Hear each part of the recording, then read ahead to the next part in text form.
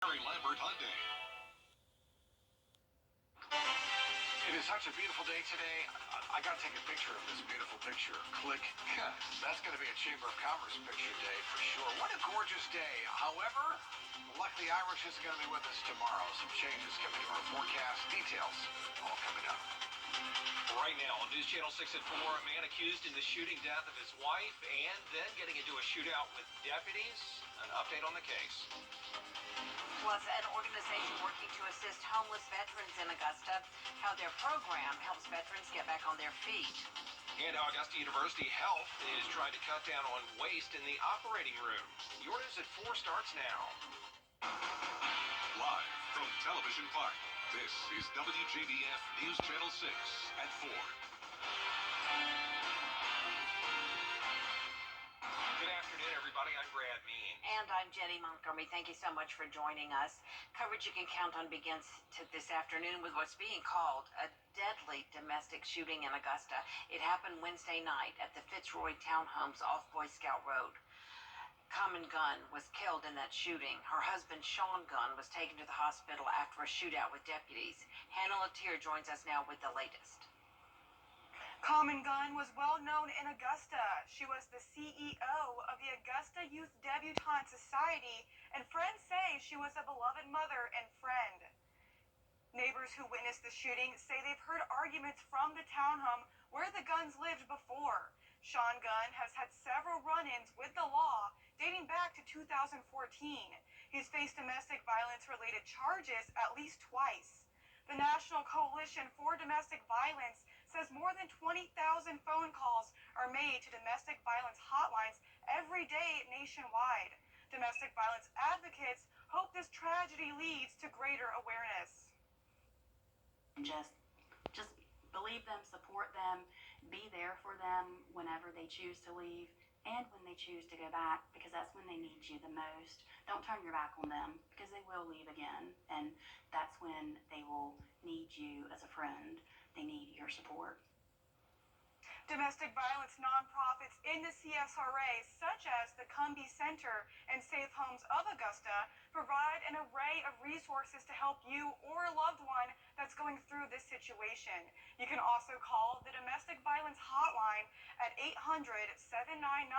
800-799-7233 to speak with someone at any time of day. As far as this case goes, Sean Gunn has not yet been booked into the Richmond County Jail. Brad and Jenny? Hannah, thank you. 2 daughters hoping for the return of their missing father nearly a decade later, and there is a $20,000 reward. L.C. Burrows disappeared from his Jenkins County junkyard in September of 2013, and he's the focus of this month's Cold Case Project. The 74-year-old was seen getting gas in Millen that morning and later at his home and place of business on Highway 23 in the Butts community. Investigators say he was talking on the phone when he arrived home and abruptly got out of his truck and got into a confrontation with somebody on his property.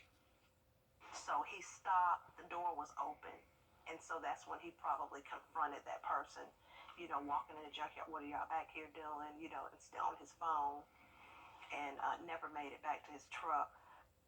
Anybody with information about where Burrows might be, please contact the GBI, and please watch us. We're going to have the full story on News Channel 6 at 5.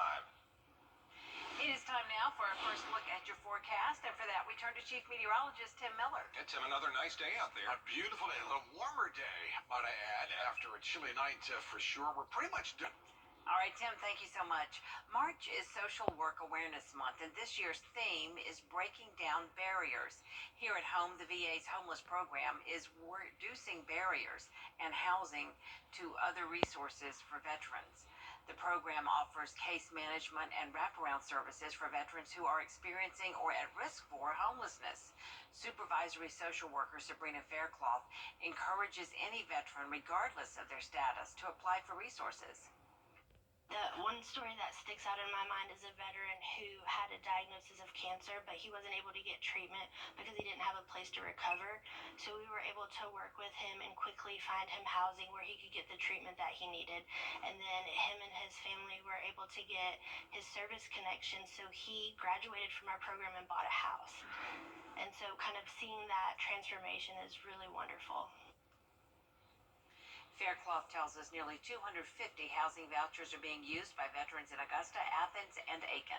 Georgia lawmakers focusing on education this session. The Georgia Promise Scholarship Act, for instance, would provide funding for alternate public school options. Lawmakers also trying to keep teachers in the state of Georgia.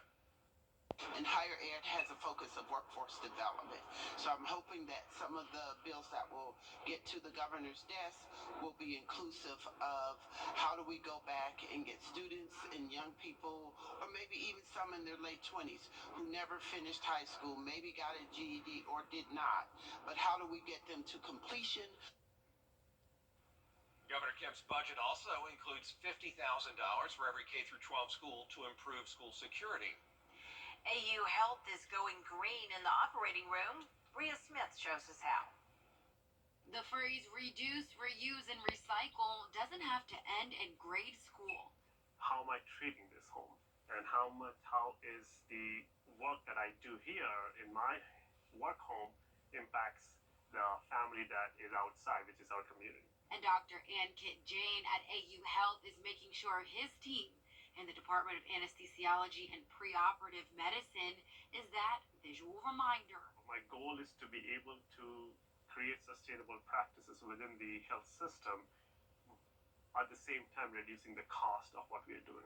While maintaining and ensuring the safety of his patients, Dr. Jain looked for ways to reduce waste in the operating room. Are we using our meetings digitally rather than just printing papers and papers and papers every time? So there's so many different ways in which we can make changes. He came up with the MCG Anesthesia Green Team, which swaps plastic items with things that are degradable and cut back on other resources that are not environmentally friendly. So these are some of the gases that we use for patients to sleep and maintain an anesthetic state. You see this is empty. This is where the desflurane was, and we got rid of that. Dr. Jain says a bunch of waste is already trashed before anyone undergoes surgery. That's called clean, uncontaminated waste. Can we shift that to a recycling facility instead of not doing that right now, and every waste is kind of just clubbed in together as a contaminated waste and not being processed. If you're a waste company interested in partnering with the department for an alternative to recyclable waste, visit WJBF.com to find out how. In Augusta, Bria Smith, WJBF, News Channel 6. The Augusta University Police Department now trying to prepare students for dangerous situations that could happen on campus. They're working with the Emergency Management Division to educate the whole campus community on how to respond to active shooter situations. This program started in the fall. What we want to do is to be able to educate our students, staff, and faculty about how to appropriately respond and protect themselves in those crucial seconds and minutes before help can actually arrive there. Captain Smith also says they teach safety courses just to try to keep students engaged. North Augusta city leaders are discussing how to make needed upgrades to SRP Park. The upgrades are being required by Major League Baseball, which took over the minor leagues in 2020. The Stadium Advisory Board met to figure out what's required. The group is responsible for determining how to share the cost of stadium improvements with the city. Leaders say the Augusta Green Jackets already funded $250,000 of the $750,000 needed. The council had previously pre-funded the Stadium Improvement Fund with the knowledge that these changes to the stadium would be required. There is no current risk to MLB pulling from this market, and we have received no direct communication with MLB with any wording to that effect. Some improvements like lighting have already been made. The next meeting of the advisory board will be held in May. But tomorrow is the annual St. Patrick's Day Parade. Crown starts this Saturday. We'll get a look at the history of Aiken's horse racing and that story for you when we come back.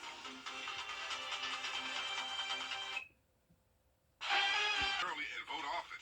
Vote for Payne College at retoolyourschool.com or hashtag RYSPayne. Aiken is gearing up for the first jewel in the Aiken Triple Crown this weekend, the Aiken Trials. Aiken has a long history of thoroughbred racing and training. News Channel 6's Kim Vickers has more now in this month's Hometown History.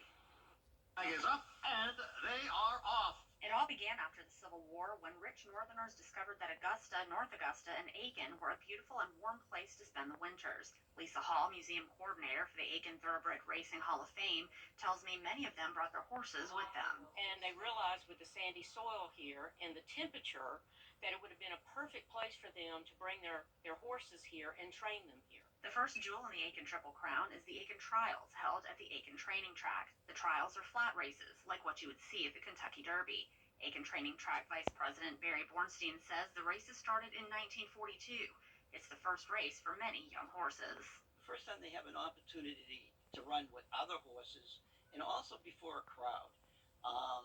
Horses will come out here, and if anything is new in the environment, they'll react to it. The trials draw tens of thousands of spectators each year. Dozens of horses that trained at the track and ran in the trials have gone on to become champions of big national races. Several came close to winning the Triple Crown, but none as close as K-Pot, a last-minute favorite to win the 1949 Kentucky Derby. He missed winning the Derby by a neck, but he won the Belmont and Preakness. So we missed out on a Triple Crown horse by a neck. Yes, it's very close. And we've had several horses win 2 out of the 3, but none that close. Came that close but him. For more on the history of thoroughbred racing in Aiken, including the tragedy involving a Kentucky Derby favorite, just head on over to Wjbf.com. Hey CSRA, that's just part of your hometown history. In Aiken, Kim Vickers, WJBF, News Channel 6. The Aiken Trials this Saturday at the Aiken Training Track, where gates open at 8 a.m. And the steeplechase will be held on March 25th. Coming up, Tim with another look at your Viper 6 forecast. Plus Project Refresh and WJBF's Giving Your Best partners team up to run the mobile shower. We'll have that story for you after the break. I'm Attorney Chief. Alert forecast shows the cool down for the weekend and early part of next week before we start to bring back the 70s by the end of the 10-day. Thank you, Tim. Indeed. Hey, thanks to you, local folks are getting some much-needed supplies. You donated to Project Refresh, and today the WJBF Giving Your Best team dropped off those donations. Boxes of personal hygiene items and clothing will go a long way. Thank you for your generosity. Showers aren't something that we can do, and so if we can offer that to people who are coming to us, even if it's only once a month, we feel like it's important. We also feel like it's important for all the nonprofits in Augusta to complement each other, work together, and help make the community a better place. Project Refresh can offer around 20 people a hot shower per event, and the next event is April 1st at the Masters Table from 9 in the morning until noon. Coming up, how an Augusta-born author is being recognized today. We'll have those details after the break. Or call 803-641-3305. Hi, I'm Mary Morrison with this week's community calendar. Aiken's largest sporting event returns on March the 25th. It's the 56th running of the Aiken Spring Steeplechase. The event will be held at 2020 Richland Avenue. Gates open to the public at 8 a.m. and the last race is run at about 4 p.m. For more information, go to aikensteeplechase.com. Add your events, log on to WJBF.com, keyword community calendar. Elected officials and historical leaders unveiled a new marker this morning near Laney Walker Boulevard. Author Frank Garvin Wjbf was born in Augusta in 1916 and grew up here. He attended Haynes Normal Industrial Institute and Payne College.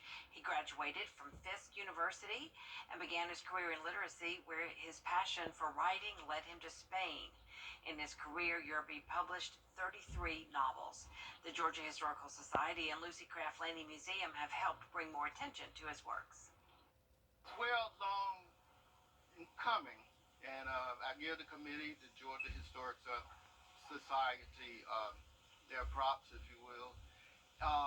He was an amazing guy, real down to earth. You know, he was kind of low key, but he didn't have a playbook. He just did his own thing.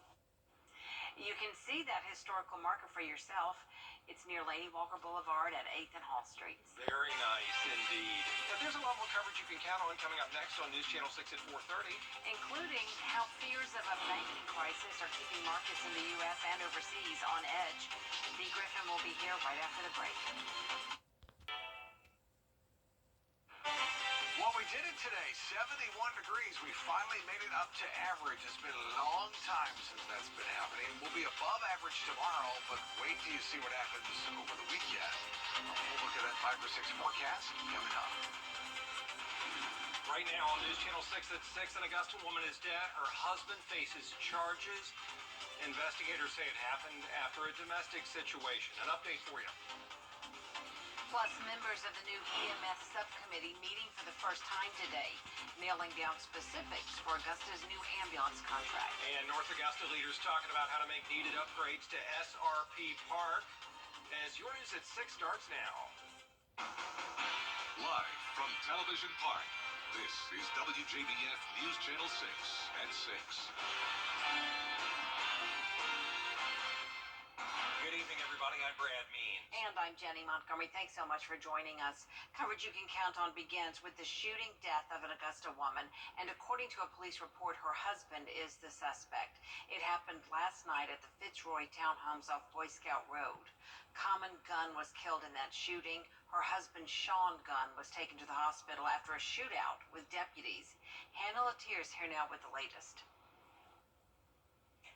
Common Gunn was well known in Augusta. She was the CEO of the Augusta Youth Debutante Society, and friends say she was a beloved mother and friend.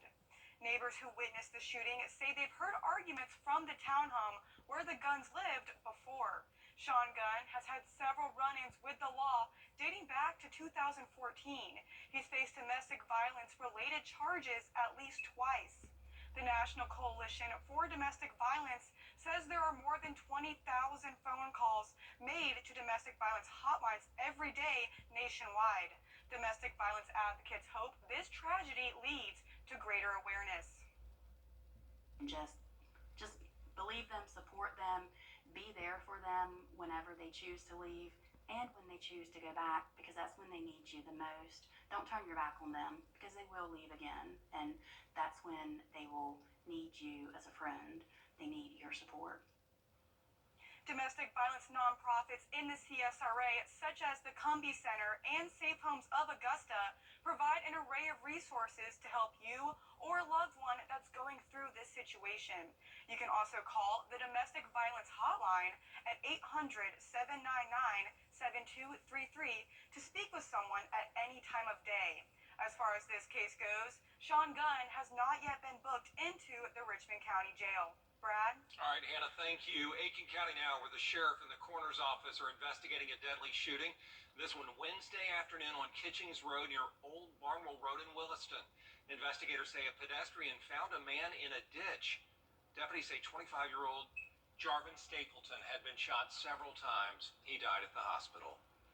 We do want to take a moment now for our first check of the weather. Chief Meteorologist Tim Miller joins us now with more. Indeed, a beautiful day today. So nice. Lots. Coming up, there's a reason the NCAA tournament is called March Madness. Yeah, Kira is in with all the exciting basketball updates in sports. Go Paladins. That's why News Channel 6 brings you Women to Watch. On the last Wednesday of each month, News Channel 6 recognizes local businesswomen who are making a positive impact in our community. To nominate someone, just visit WJBF.com/Women to Watch and fill out the entry form.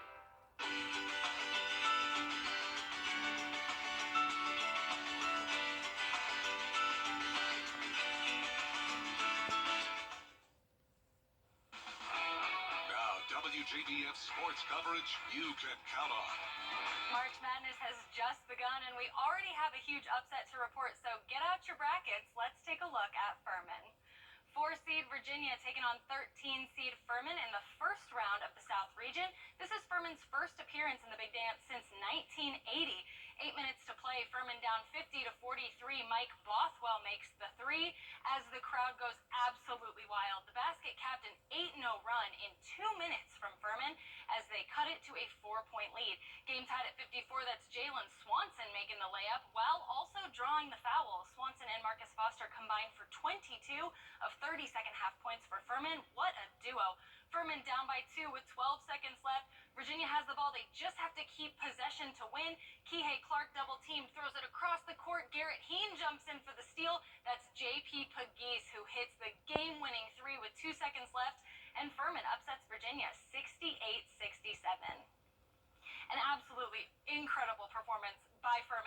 down.